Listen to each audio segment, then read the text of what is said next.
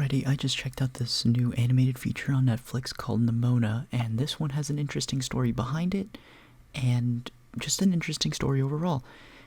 And let's get to it.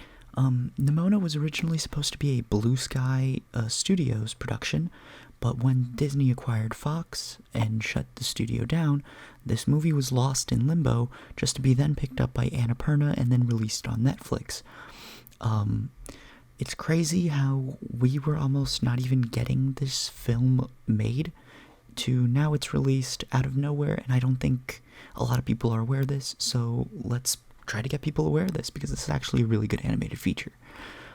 In most years, this would be the best animated movie of the year. Unfortunately, it came in the same year as Spider-Verse, so it just got screwed there. But Nimona is a very grand story about just not judging others based off of appearance, but on the quality of their character.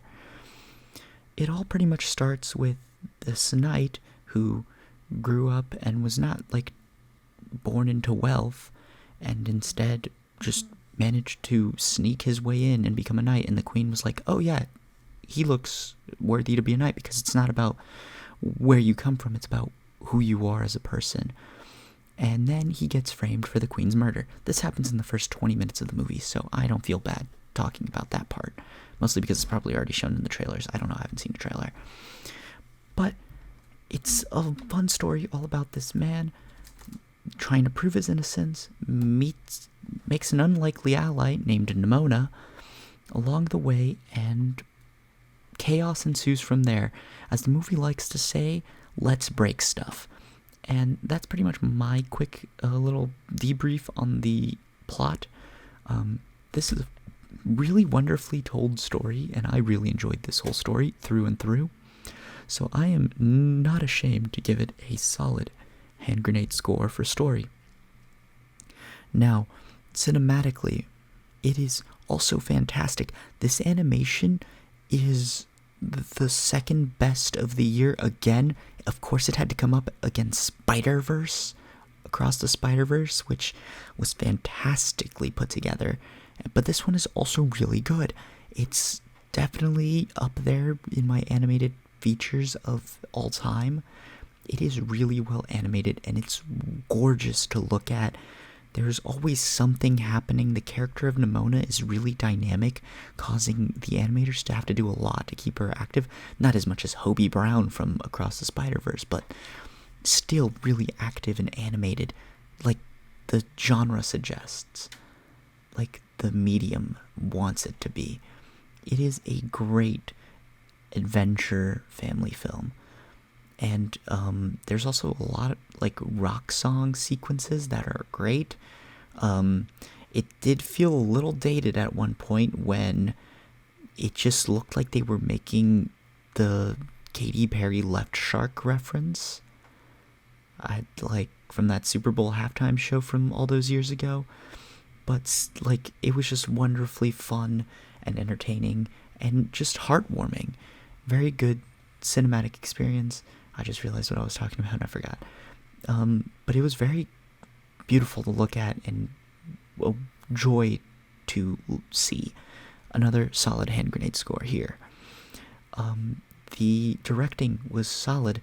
It really chose the right idea and context for every scene and how to make every character feel alive.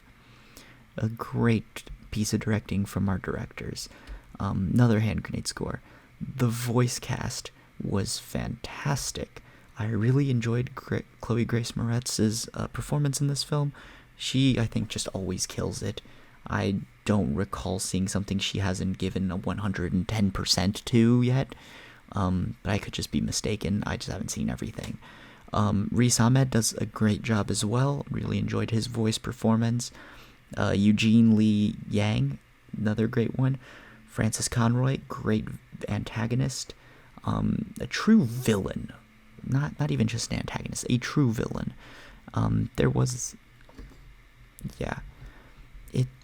Her performance is so subtle throughout the whole thing that you can tell something's up. And so, with the voice acting and amazing voice cast, that was another solid hand grenade score. Now let's talk about my expectations and experience. Again, I didn't know what to expect. I've heard great news. I've heard a lot of things about it. But I decided to check it out myself, and I was not disappointed. Very good, fun watch. It was truly enjoyable and quite heartwarming to see the story, and I can already see now why a lot of people won't like this. They'll say, oh, there's an agenda, and like it's pushing an agenda, and I'm like, just, it's a film. Films always have an agenda, and you're just supposed to be entertained by what you see and just enjoy the story. If you hate the story, then you hate the story, but don't just say, oh, the story was ruined because it has an agenda. Fuck off. That's all I'm gonna say. But really good. I really like how this movie ends. It's kind of funny. And I do like how the main source of music behind this is rock and roll, even though it's like in a very medieval, cyberpunk type of way. And I really loved this setting. Just everything was really well crafted. I just enjoyed a lot about this film. It's really high up there on my list of the year. And so with that expectation, experience, solid hand grenade score. Overall, this is a solid hand grenade movie. And all I have to say now is check this out if you have Netflix. And if you don't have Netflix, go over to your buddy's house who does have Netflix and watch it together. Have a fun time. Because this is enjoyable. Although, one thing's for sure, I did see one review saying for a movie set with like medieval weaponry, there's not a lot of sword fights, and I have to agree with that. There could have been more sword fights. But other than that, be sure to like if you enjoy the videos, comment down below if you're planning on checking it out or if you've already seen it. Subscribe if you're new, and subscribe if you keep seeing these videos pop up and you're like, oh, I actually like this guy. Subscribe, it's free. At least that's what I always hear. Other than that, I'll leave you guys to it.